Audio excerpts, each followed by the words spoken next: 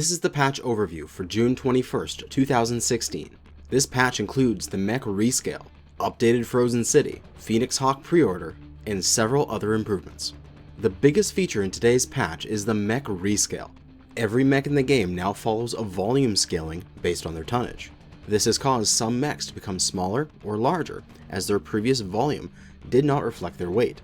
Also, a select few mechs receive changes to their models when a simple resizing would not be effective. For example, with the Catapult and Awesome. You can see comparisons for how every mech in the game changed in the patch notes. Along with the rescale, several mechs have received quirk adjustments. Next up is the redone Frozen City. This updated map is replacing the two current versions of Frozen City and Frozen City Night. The map has been expanded along the northern edge, past where the Theta Conquest Point was located. The low ground now acting as a valley with more structures on the opposite ridge. All of the recognizable locations on the map are preserved, with the dropship, C3 pocket, and ice tunnel.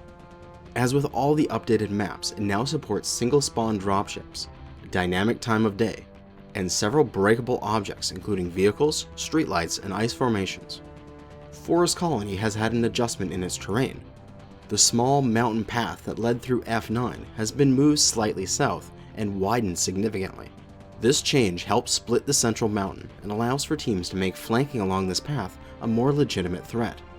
Command Wheel has been added to the game and will allow pilots to relay information and coordinate in a much quicker and easier manner. To access the system, hold down the E key on your keyboard. Then, move your mouse towards one of the available options and release the E key. It will play an audio message to your entire team, and depending on the command, will also place a marker on the enemy unit, minimap, or compass. Every player has access to the basic commands, while the team and squad leaders have access to additional commands, including requesting artillery, UAVs, or designating primary targets.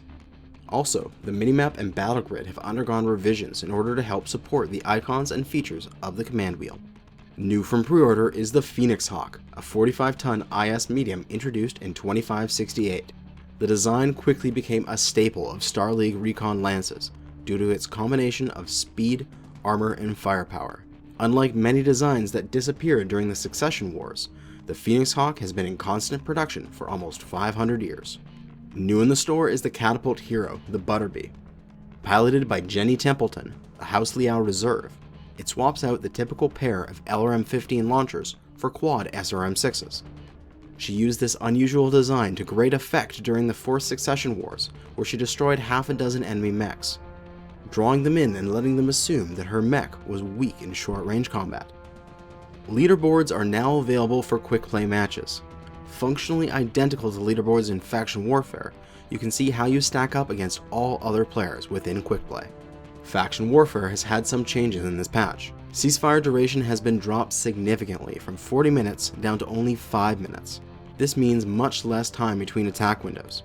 Also, uncontested, or ghost drops or turret drops as they are referred to by the community, have been removed. If the lobby countdown timer reaches 0 and no enemy has arrived to fight, you will automatically be given the contract rewards for a win. In addition, uncontested invasion matches will reward 1 territory, and scouting matches will reward 10 intel points. And finally, there have been a large amount of map fixes in this patch, far too many to go into in this summary video. Check out the patch notes for full details. Thanks for watching this patch overview. Good hunting, mech warriors!